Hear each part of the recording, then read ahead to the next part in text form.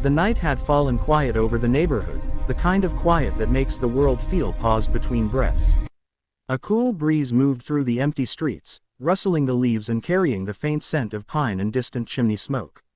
Inside his small, dimly lit house at the edge of the block, Derek Hayes sat on the worn-out couch, absently stroking the fur of Iris, his loyal service dog.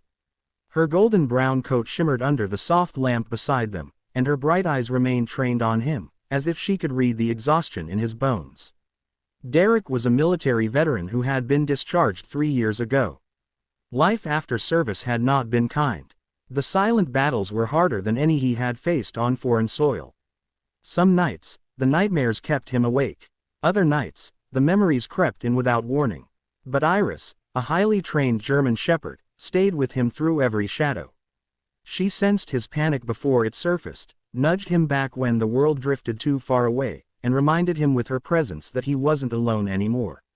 On this particular night, Derek had intended to sleep early, but something restless pulsed inside him. Iris felt it too. She kept lifting her head, ears flicking as if listening to sounds he couldn't hear. Derek noticed but brushed his hand over her snout. "You're tense tonight," he whispered. "Maybe we both need fresh air." Iris responded with a short whine, the kind she only made when something was wrong. Derek stood and headed for the door, Iris immediately at his heels. As he stepped outside, the breeze carried a new smell, sharp, acrid, and unmistakable. Smoke. Not the distant smell of fireplaces. Something thicker, closer. Derek's senses sharpened instantly. His training clicked into place with force. He scanned the row of houses. At first, everything looked normal. Then he saw it, a faint orange glow leaking through the edges of a window at the house 2 doors down. Before he could react, Iris bolted toward it, barking with urgent intensity. "Iris," he called, but he was already chasing after her. By the time he reached the front yard of the house, flames were licking the curtains inside the living room. The fire had begun to climb the walls and spread quicker than he expected. Smoke curled upward, filling the interior like a poisonous fog. Derek's heart pounded. He shouted at the house, "Is anyone inside?" His voice echoed in the neighborhood, but no response came. Iris barked sharply at the side window, her paws scratching the frame. Derek rushed to her, peering inside. A small figure lay on the floor, motionless. A child. Derek felt his chest seize. Without thinking, he smashed the window with his elbow, ignoring the shards that tore into his skin. Iris leapt inside before he could stop her, landing close to the little girl. Derek climbed in after her, coughing as the smoke stung his eyes. "Iris, bring her," he ordered. Iris followed the command instantly. She gripped the girl's sleeve gently with her teeth and pulled her toward Derek. He scooped the child into his arms and pushed himself back toward the window. Flames roared louder behind them, swallowing furniture and exploding against the walls. Derek climbed out with the girl, Iris jumping after him just as a section of the ceiling collapsed inside. He stumbled onto the grass, gasping for air. The cool night wind hit his smoky lungs like an ice bath. Neighbors began to wake up, rushing outside as they saw the blaze. Someone yelled that they had called emergency services. Another rushed over with a blanket. Derek laid the little girl gently on the ground. Her breathing was shallow, her face smudged with soot. Iris pressed her nose against the child's cheek, whining softly. "Come on, sweetheart," Derek murmured. "Breathe. Stay with me." Paramedics arrived within minutes, taking over. They lifted the girl onto a stretcher and checked her vitals.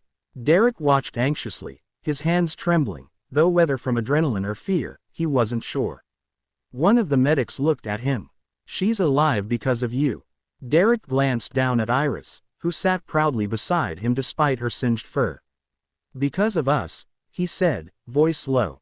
Hours passed as the fire was extinguished and the crowd dispersed. Derek stayed on the curb, refusing to leave until he knew the girl's condition. Eventually, a medic returned and reported that she was stable and recovering at the hospital.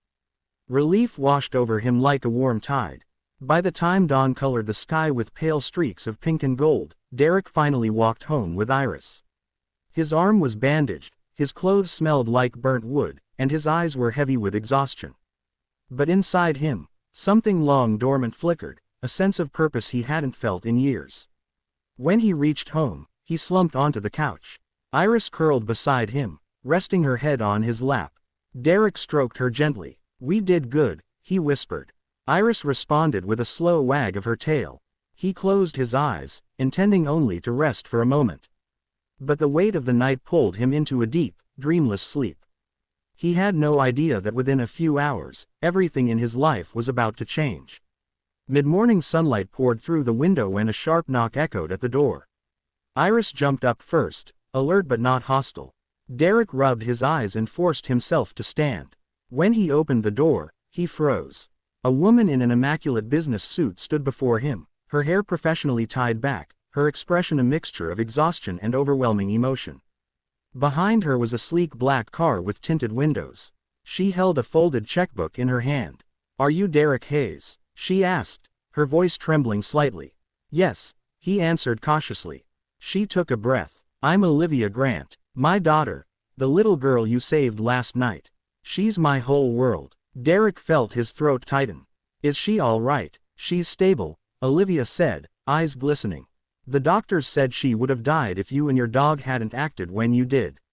Iris stepped forward, sniffing the air around her. Olivia knelt down and gently touched Iris's head with gratitude that words couldn't fully express. Then Olivia rose and looked at Derek again. "I own a tech company," she said quietly. "I can't ever repay what you did. But I want to help you the best way I can." She opened the checkbook and wrote a number on it. When she tore it off and handed it to him, Derek froze. It wasn't just generous. It was life-changing. "I can't take this," he said instantly. "I didn't do it for money." "I know," she replied gently. "But let me do this anyway. You saved my daughter's life. You deserve stability, comfort, and recognition. Please, let me at least give you this." Derek looked at the check again, then at Iris sitting beside him. He felt overwhelmed, conflicted, and humbled all at once. Olivia continued, "And more than that, I want to offer you a position at my company. Security training, canine operations, anything you're comfortable with. You don't have to say yes today. Just know the door is open." Derek's eyes softened. He had spent years searching for direction, drowning in memories and shadows. Yet somehow, one night of instinctive courage and a dog's unwavering loyalty had led him to a crossroads he never expected. He nodded slowly. "Let me think about it. Take all the time you need," she said with genuine warmth. Before she left, Olivia knelt again beside Iris. "Thank you," she whispered to the dog.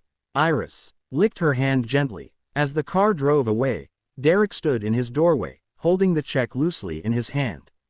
He didn't know what his future would look like now. But for the first time in a long time, he felt a spark of hope, bright, steady, and real. He looked down at Iris, who gazed up at him with soft, loyal eyes. "Well," he murmured, "looks like things might be changing for us." Iris wagged her tail with a quiet thump against the floor. And for the first time in years, Derek allowed himself to smile.